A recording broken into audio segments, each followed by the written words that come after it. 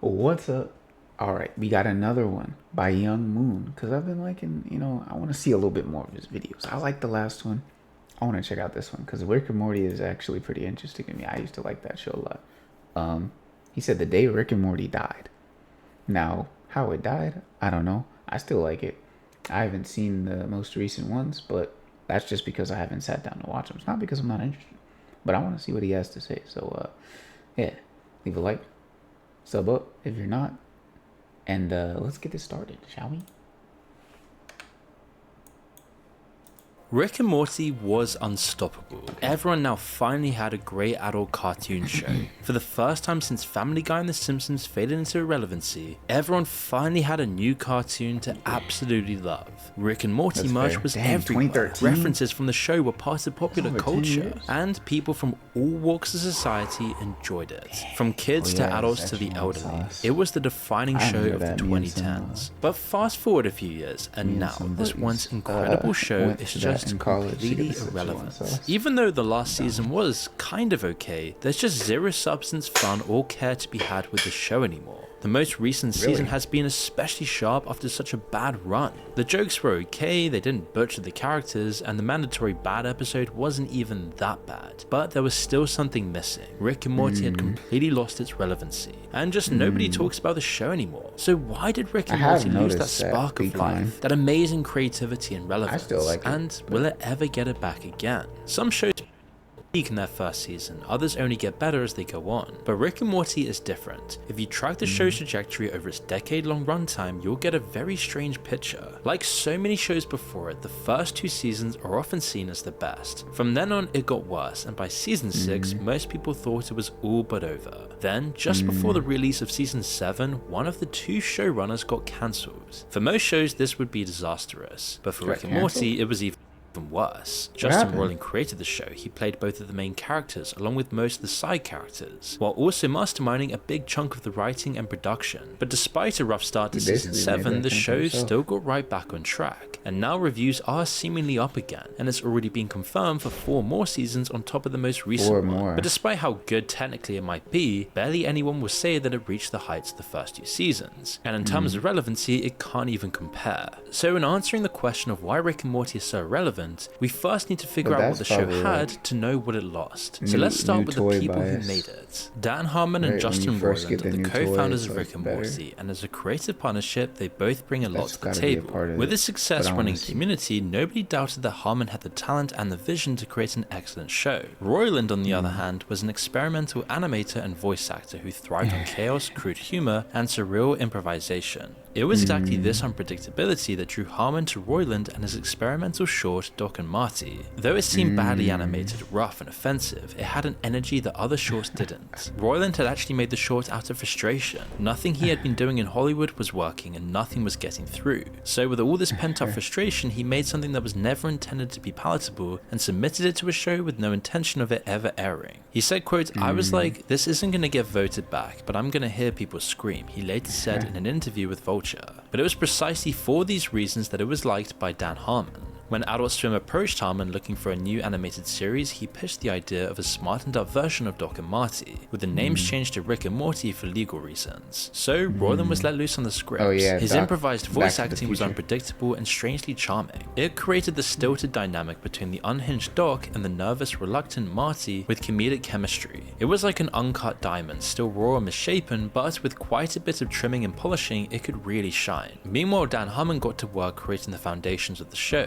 As shown by his work on Community, he could create a compelling group of characters and dynamics. It gave the show structure and a core that meant it never felt like it was going completely off the rails. Roiland could go wherever he wanted with the jokes and the side characters. The writers were then blessed by this groundwork. Then when the show needed to get serious or emotional, it had done the work to make it mean something. This dichotomy was what really drew people to the show in its first 2 seasons. Yeah, 'cause it Dan had Harmon's that work depth and the rest of too. the writers kept the show down to earth without it getting boring. Meanwhile, Roiland could improvise and create whatever he liked on top of that. This kept the show completely unpredictable without losing its heart along the way. The early seasons, particularly seasons 1 to 3, were met with near universal acclaim. Everybody loved the show, it completely took off. being one of the best comedies written in recent history. Rotten Tomatoes gave season 1 a score of 96% and praised it for its originality, sharp writing, and sci-fi creativity. Episodes like Rick's D-Minutes became instant fan favorites, showing off Roiland's improvisational style and the show's creative freedom. After the season 1 finale in April 2014, there was a 15-month gap until season 2 premiered in July 2015. During this gap, the show's reputation snowballed. Clips went viral on YouTube, fan art exploded on Tumblr, and theories about the multiverse concept drew in new viewers who hadn't actually seen the show live but binged it online. There was so much hype for season 2. Fans were clamoring for more sci-fi madness, for more backstory, more philosophical depth, and insanely brilliant voice acting. And when season 2 premiered, it gave fans and reviewers just what they were waiting for. From season 1 to season 2, the fan base essentially doubled. While everyone played their parts, the show really hinged on Rick. He was the character everyone knew and loved. The show gave him endless opportunities to belittle other characters, whilst always being at least 3 steps ahead. He was always seemingly omnipotent within the show, yet his character still played on an existential crisis so many of its viewers could recognize, and yet nobody had tapped into this in the media so far. While it was part of the joke most of the time, Rick's performative apathy was a defining feature of his character. In earlier episodes, he seems completely uncaring about the family and Morty in particular. In many ways, it was his defining feature early on, so much so that every single intro we see has begun with this clip of Rick leaving Morty to die. Meanwhile, the outward veneer of apathy has always been an act. For the first 2 seasons, it was rarely obvious, but the show breadcrumbed it time and time again. One obvious example is when Rick gave his life for Morty in the first episode of season 2. It's this Rick that fans fell in love with. As the 2 seasons went on, this conflict only deepened. Rick constantly reminded other characters that he didn't need them. He could just get another family from a different dimension, of course, so why lose any sleep over losing them? Yet as the show went on, we could see Rick's emotional bonds getting stronger. But as season 2 wrapped up and we got the finale, he was finally forced to confront that part of himself and make a final decision. The plot conspired that he had to make a choice. He had to choose between his own rational self-preservation and freedom, or he could stay true to his own family. We saw him seemingly make that decision, turning himself in while the family got to live on. But obviously, with another season on the way, everyone knew this wasn't the real ending. Fans had to wait even longer for that resolution this time, 18 months to be exact. But when season 3 did finally start airing, most fans were happy. The first episode was what it all hinged on, but most fans were satisfied. Rick outsmarted and blew up all his enemies, brought everything back to normal, and even had time to berate Morty at the end. The rest of the season brought more critical acclaim, as well as the most mass-market attention the show ever got. You ask anyone about Rick and Morty today, and they'll probably remember Pickle Rick and Szechuan Sauce, both from the beginning of season 3. But in hindsight, while season 3 was strong in lots of ways, it also set up the show's backslide into mediocrity. It hinges on the way they solved season 2's cliffhanger. That whole conflict within Rick and at the heart of the show, between his nihilism and his humanity, wasn't really solved. Everyone's anticipation was for nothing in the end. It was framed like Rick would actually have to choose when in fact he got to have his cake and eat it too. He made the sacrifice only for it to not matter within 20 minutes of season 3. But at the same time, Rick had changed, but not really in any satisfying way. This final conflict might have been dodged, but it still left its mark and Rick lost that edge he used to have. The infamous Pickle Rick episode ended with Rick sitting in a therapist's office and getting a lecture on how he was avoiding his problems. It was like when a show has a will they won't they dynamic between the main character and their love interest, and when they finally get together, the show loses something it can never get back. Rick and Morty had this moment when Rick chose his family at the end of season 2. It just took the unsatisfying consequence of that to make it clear to fans. But before we continue, I want to tell you about Odie. I don't want to hear about it, but I'm appreciating that you're getting your bread off of it, so that's good.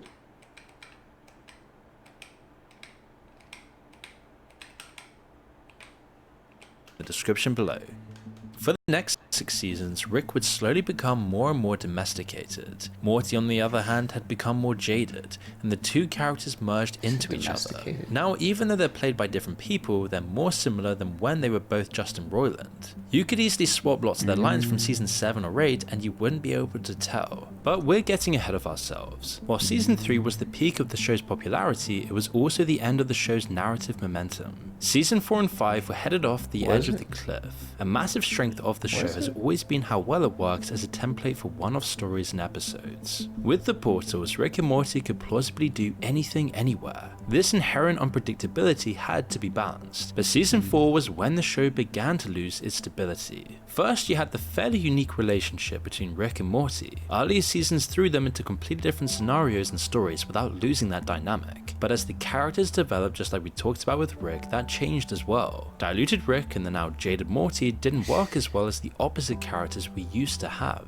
Character development is natural and in the end, inevitable, but when it's inconsistent and when it damages the dynamic between the main characters, it can damage the show over time. Season 1 banter feels a lot more fresh than Season 7 banter, even though the Season 1 talking patterns make it twice as long. Earlier on, Dan made sure the episodes followed a pretty strict structure as well, but as the team began working on Season 4, he began to get worried that it was all getting stale. In an interview taken just after Season 3 aired, he said that, quote, "The last thing I want to be is the guy who makes Rick and Morty sterile. We need to keep it fresh and continue to innovate." Part of this change in philosophy was how Harmon and Roiland changed the way they structured each story. Before, episodes would generally follow a specific structure.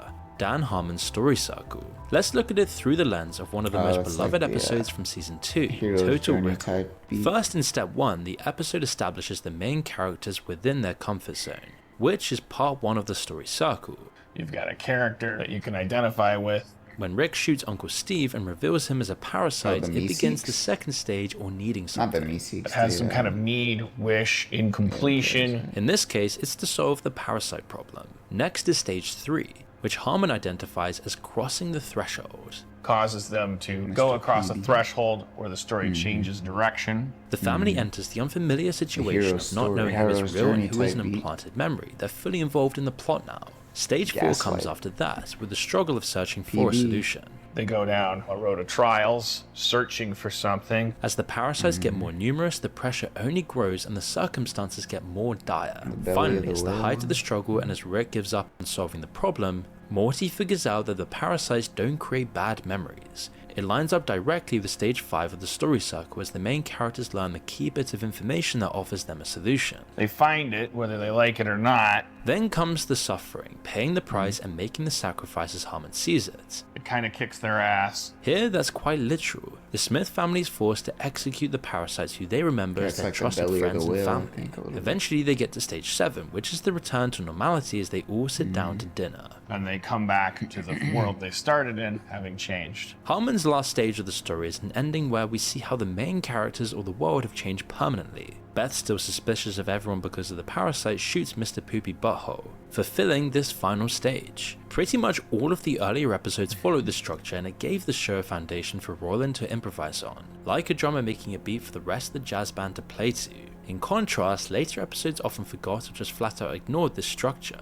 They focused on one or two single jokes, or they let the writers build the entire episode off a single strange idea. In Season 4, even the worst episodes still paid lip service. The Morty Gets a Dragon episode is often cited as one of the worst, but it still generally follows the structure. The only problem is that the story beats just feel like they're there to justify the joke scenes. You can also see traces of this in the publicity they did for the show in between Season 3 and 4. We already saw part of that interview, but in an Instagram post from that time, Harmon also showed off the pile of post-it notes they created to try and come up with new ideas. You can easily imagine Morty Gets a Dragon or Rick Does a Dragon as the post-it note that started the whole mess. The rest of the episode only exists to make that happen. The episode was also the beginning of a dangerous path for the show.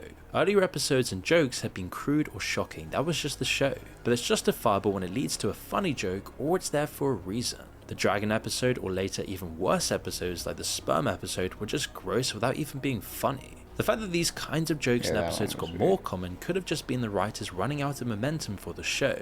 Writing one good episode is hard, keeping a show good for multiple seasons is almost impossible. But at the same time, there were also signs that something sour was going on behind the scenes. When the Justin Roiland accusations came out in early 2023, they detailed numerous complaints from staff working on the show dating back years. It doesn't take a massive leap of logic to see these uncomfortable jokes as his worldview leaking into the show itself. Of course, Rick and Morty's best episodes, funniest jokes, and the whole idea itself are thanks to Justin Roiland. But as the show went on, he couldn't keep hitting the same highs. Everyone absolutely loved the first interdimensional Cable episode, for example, but the next few attempts to recreate that improvisational magic felt mediocre at best. The basic foundation was still there for the most part, they could still make good episodes. For every Dragon or Sperm episode, there was a vat of acid. Some of the best episodes were the ones that actually contributed to the overall story that the writers tentatively set out. Sometimes though, it felt like the writers were actually angry for the fans at liking these episodes. Lots of the meta episodes they made seemed to poke fun at this. But while they were busy deconstructing the idea of a story by season 6, they seem to have forgotten what actually made the show enjoyable in the first place. In episode 7 there are some great jokes like the all-meta characters they fight. Really, because Rick is omnipotent within the confines of the story, it's one of the only ways they have of giving him a real challenge. But one throwaway line seems to reveal this inherent weakness within the show at this point. Classic adventures, like season 1. I'm so sick of that f***ing note, what the f*** does it even mean? Rick bemoaning the fact Like that he doesn't even season know what classic adventures means implies a frustration on the part of the writers. The fact that they no longer know what the fans want anymore or why people miss the old seasons is telling. It was shortly after season 6 said that they cancelled Justin Roiland altogether.